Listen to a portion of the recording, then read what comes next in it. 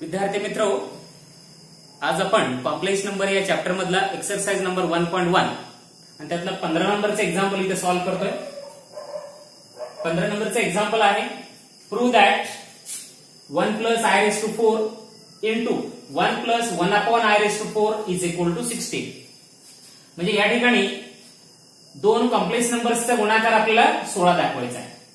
Okay, मग हे कसं दाखवता येईल? एक्झाम्पल जर आपण थोडंसं काळजीपूर्वक पाहिलं तर तुमच्या लक्षात येईल. इथं फर्स्ट कॉम्प्लेक्स नंबर आहे 1 + i त्याचा चौथा घात इंटू सेकंड कॉम्प्लेक्स नंबर आहे 1 + 1/i याचाही चौथा घात आणि त्याचं प्रोडक्ट आपल्याला 16 दाखवायचं आहे. मग या केसमध्ये 1 + i⁴ याचा विस्तार वगैरे करून करायचं का?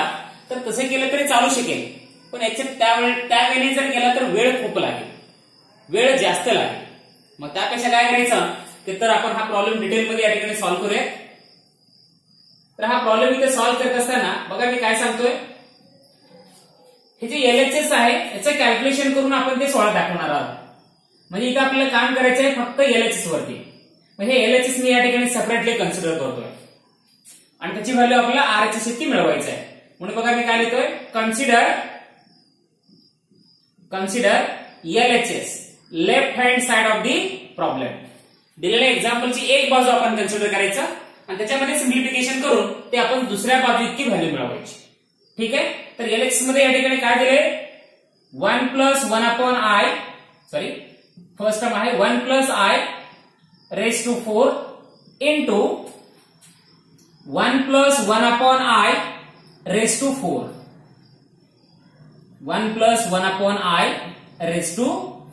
हे LHS आहे.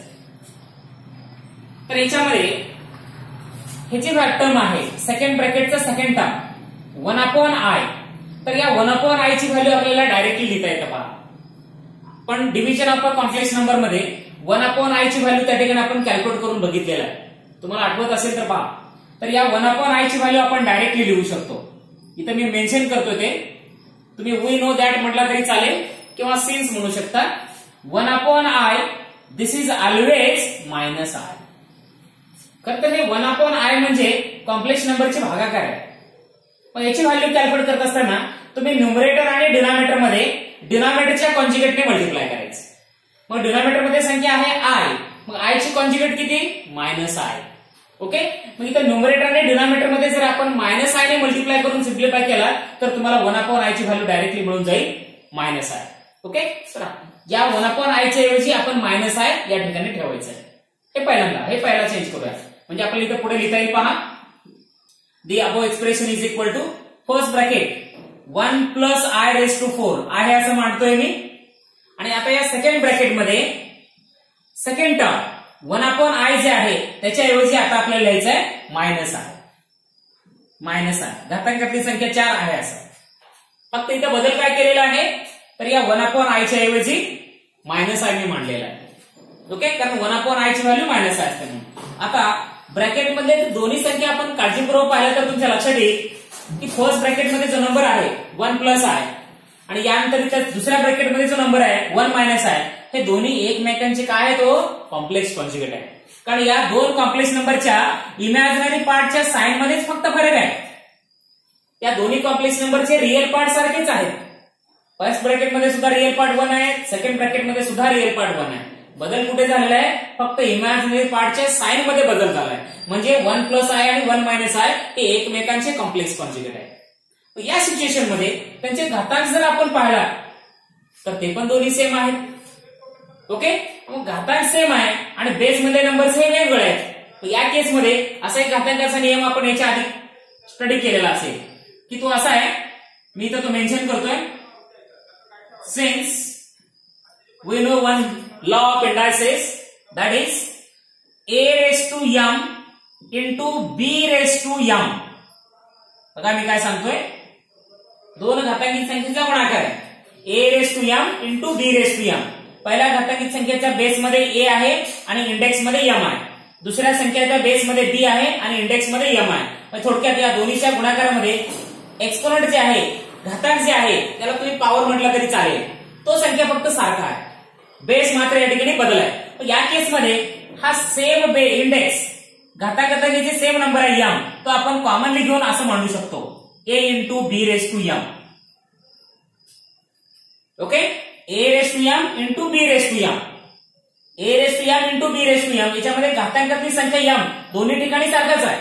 a चा घातांक आणि b चा घातांक हे सारखंच आहे. या केसमध्ये तुम्हाला ते कॉमनली घेता येईल. हे कधी गुणाकारात बरं का, फक्त a रेस टू m मध्ये मल्टिप्लिकेशन असेल into B raise to m असेल तरच तुम्ही घातांकातली संख्या m कॉमन घेऊ शकता. ऍडिशन मध्ये तसं करता येत नसतं. म्हणजे a plus B raise to m हे आपण असे कधी लिहू शकत नाही. a raise to m plus B raise to m हे पूर्णपणे चुकीचं आहे. पण मल्टिप्लिकेशन मध्ये ते शक्य आहे. ओके, a b आणि m ची काही व्हॅल्यूज घेऊन तुम्ही ते चेकआउट करू शकता. ओके, तर नेहमी आपल्याला a raise to m into B raise to m ची value a into B raise to m म्हणजे घातांकातली संख्या m आपण कॉमनली घेऊ शकता. a into B whole raise to m असं म्हणू शकता. तसंच थोडंसं सिच्युएशन इथे वरच्या स्टेप मध्ये आहे. एक नंबर आहे 1 प्लस आय रेस टू 4 आणि सेकंड नंबर आहे 1 मायनस आय रेस टू 4. या दोन्हीमध्ये बेस जर आपण पाहिला तर ते वेगवेगळं आहे. इथे 1 प्लस आहे आणि या ठिकाणी 1 मायनस आहे, पण दोन्हीचा घातांक सारखाच आहे. मग हा जो सेम पॉवर आहे, सारखा घातांक आहे, तो आपल्याला या ठिकाणी कॉमन घेता येणार आहे. म्हणजे या रूल नुसार की वरची स्टेप आपण असं मांडू शकतो. LHS आपण सिम्प्लिफाय करत असताना इथे तुम्हाला घातांक कॉमन घेता येईल. म्हणजे हे असं मांडता येईल आपल्याला 1 plus I into 1 minus I whole raise to 4. घातांकातली ही संख्या 4 आपण कॉमन घेऊ शकता घातांकामध्येच. ओके, इथं मध्ये क्रॉस लिहिला काय आणि क्रॉसच्या ठिकाणी डॉट केला काय चालेल. Okay, 1 plus I into 1 minus I complete raise to 4. आता फक्त स्क्वेअर ब्रॅकेट वरती फोकस करा. काय हो square bracket? This is the product of complex conjugate. 1 plus I 1 minus I हे एकमेकांचे कॉम्प्लेक्स कॉन्जुगेट्स आहेत. मग कॉम्प्लेक्स कॉन्जुगेटचं प्रोडक्ट कशा प्रकारे करतो आपण? ओके, तोही फॉर्म्युला वाटल्यास मी या ठिकाणी मेन्शन करतोय. बघा तुम्हाला लक्षात येते का? जर समजा डायरेक्ट लिहितो formula. We know that a plus B दिसते का बा, a plus I B multiplied by a minus I B. a plus I B a minus I B हे एकमेकांचे कॉम्प्लेक्स कॉन्जुगेट्स आहेत. आणि याचा प्रोडक्ट आपल्याला डायरेक्टली लिहिता येतं. ते म्हणजे काय असतं? Square of the real part plus square of the imaginary part. Okay, कदाचित आपल्याला हा फॉर्म्युला चांगल्या प्रकारे पाठ असेल. a मायनस बी किंवा a plus B into a minus B. a plus B into a minus B generally आपण लिहित असतो a square minus B square. पण हे कधी ब्रॅकेटमध्ये दोन्ही टर्म्स रिअल असतील तर. पण या सिच्युएशन मध्ये तसं नाहीये. पहिला फर्स्ट ब्रॅकेटचा विचार केला तर फर्स्ट टर्म रिअल आहे, सेकंड टर्म इमॅजिनरी नंबर आहे. इथेही रिअल आहे, इमॅजिनरी आहे. सेकंड टर्म जर इमॅजिनरी असेल म्हणजे बी चा टर्म जर इमॅजिनरी असेल तर इथे तुम्हाला प्लस बी स्क्वेअर असं लिहावं लागेल. ओके, आणि याच्यासारखाच हा फॉर्म्युला तुम्ही इथे लक्षात घ्यायचा आहे. a plus I B into a minus I B it will be a square plus B square. या आय मुळे बी ला जो मल्टिप्लायर आहे आय, त्या आय मुळे या ठिकाणी प्लस बी स्क्वेअर झालेला आहे. ओके, आय ला मल्टिप्लाय बी ला जर मल्टिप्लाय म्हटलं आय तुम्ही कॅन्सल केलात म्हणजे a plus B a minus B याचा गुणाकार मात्र तुम्हाला directly a square minus B square देता येईल. तर हा फॉर्म्युला इथे तुम्हाला अप्लाय करता येईल. पहा, याच्यावरती हा फॉर्म्युला अप्लाय करता येईल. कारण 1 प्लस आय आणि 1 मायनस आय हे दोन्ही एकमेकांचे कॉम्प्लेक्स कॉन्जुगेट आहेत. त्याच्यामुळे यांचा गुणाकार या फॉर्म्युलानुसार आपल्याला डायरेक्टली करता येईल. म्हणजे कसं पुढे. ओके, हा फॉर्म्युला याच्यावरती मी अप्लाय करतोय. LHS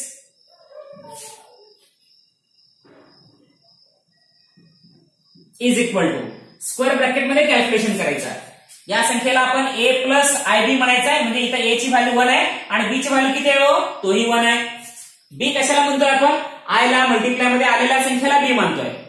ओके, रिअल पार्ट म्हणजे a, इमॅजिनरी पार्ट म्हणजे b. तर या ठिकाणी रिअल पार्ट 1 आहे, इमॅजिनरी पार्ट सुद्धा 1 आहे. लक्षात आहे?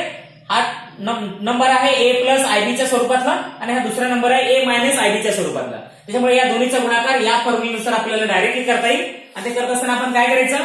यातल्या रिअल पार्टचा स्क्वेअर पहिल्यांदा मांडा, प्लस मध्ये कंपल्सरी प्लस, आणि नंतर मांडायचा इमॅजिनरी पार्टचा स्क्वेअर.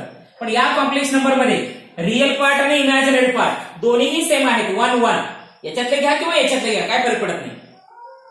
या दुसऱ्या ब्रॅकेटमध्ये इमॅजिनरी पार्ट जरी -1 असला तर त्या -1 चा स्क्वेअर हे प्लसच होणार आहे. त्यामुळे कोणताही एक नंबर तुम्ही कन्सिडर करा, कॉम्प्लेक्स कॉन्जुगेटच्या गुणाकारात कोणताही एक नंबर तुम्ही कन्सिडर करा आणि त्या कॉम्प्लेक्स कॉन्जुगेटचा प्रोडक्ट आपल्याला directly A square plus B square असं मांडता येणार आहे. यातला रिअल पार्टचा स्क्वेअर प्लस इमॅजिनरी पार्टचा स्क्वेअर. ओके. आणि त्याच्यात स्क्वेअर ब्रॅकेटचा घातांक आहे 4. आता ब्रॅकेट सिम्प्लिफाय करा. पहिल्यांदा 1 चा वर्ग 1च आणि या दुसरा टर्म सुद्धा सेमच आहे. 1 प्लस 1 काय येईल 2 आणि त्या 2 चा चौथा घात. आता सांगायलाच नको, तुम्ही इझिली सॉल्व्ह करू शकता. ओके. 2 इंटू 2 इंटू 2 इंटू 2 4 वेळा, 2 चा गुणाकार 4 वेळा काय येईल value 16. Okay. 2 raised to 4 this is 16 आणि हे जे व्हॅल्यू आहे ते म्हणजे दिलेल्या एक्सप्रेशनचे RHS आहे. म्हणजे हा प्रॉब्लेम या ठिकाणी सिद्ध करत असताना याची डावी बाजू आपल्याला 16 दाखवायचं होतं आणि ते आपण या ठिकाणी दाखवलेलं आहे. समजते. So this is the detail solution of the given example. इथे आपल्याला या दोन्हीचा गुणाकार 16 दाखवायचं होतं. मग त्यासाठी आपण फक्त पहिल्यांदा LHS कन्सिडर केलेला आहे. त्या LHS मध्ये फर्स्ट ब्रॅकेटचा नंबर ऑलरेडी स्टँडर्ड आहे, ज्याचे रिअल पार्ट इमॅजिनरी पार्ट आपल्याला माहिती आहे, त्यामुळे तुम्ही आहे असं दिलेलं आहे. पण सेकंड कॉम्प्लेक्स नंबर मध्ये मात्र आय डिनॉमिनेटरला आहे. मग आय जर डिनॉमिनेटर असेल तर त्याचे रिअल पार्ट्स इमॅजिनरी पार्ट्स आपल्याला आधी सेपरेट करायला लागतील. त्यासाठी मी इथे 1/i च्या ऐवजी -i लिहिलेलं आहे. 1/i च्या ऐवजी -i लिहिल्यानंतर इथे आपल्या लक्षात आलं की 1 प्लस आय आणि 1 - i हे दोन्ही एकमेकांचे कॉम्प्लेक्स कॉन्जुगेट आहेत. त्याच्यामुळे गुणाकार आता सोपा होऊ शकतो. म्हणून मी काय केलंय, या दोन्हीचा जे सारखा घातांक आहे 4 तो मी कॉमनली मांडलेला आहे.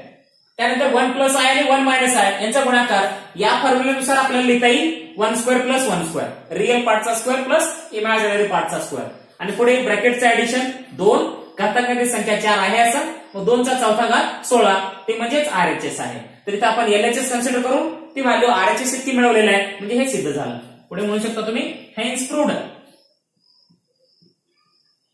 Hence the question is proved. झालं सिद्ध. अशा पद्धतीने हा प्रॉब्लेम या ठिकाणी आपण कंप्लीट केलेला आहे. थँक्यू.